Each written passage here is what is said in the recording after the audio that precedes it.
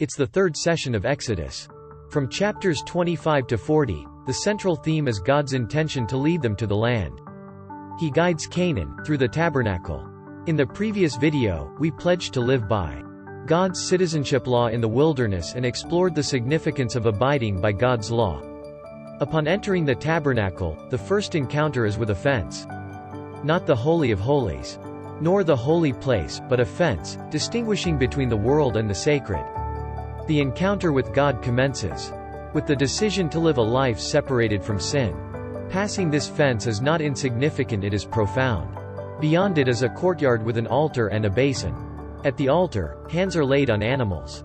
Here, the term, hands laid on, doesn't mean the familiar laying on of hands, it means pushing down hard as possible. Putting all one's strength into the animal taken as property, transferring one's sins. If I still have sins, how much strength must I use to transfer my sins? To the animal that will die for me?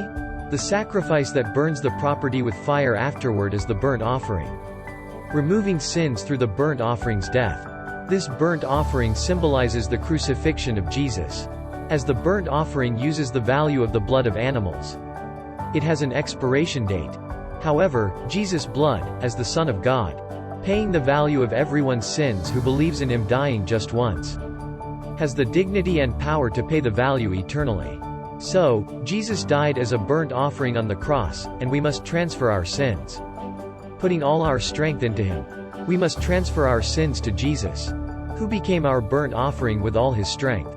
Because of this, now I am no longer a citizen of Pharaoh's Egypt, nor a citizen of the world, but a condition for becoming a citizen of God, leading and bringing us.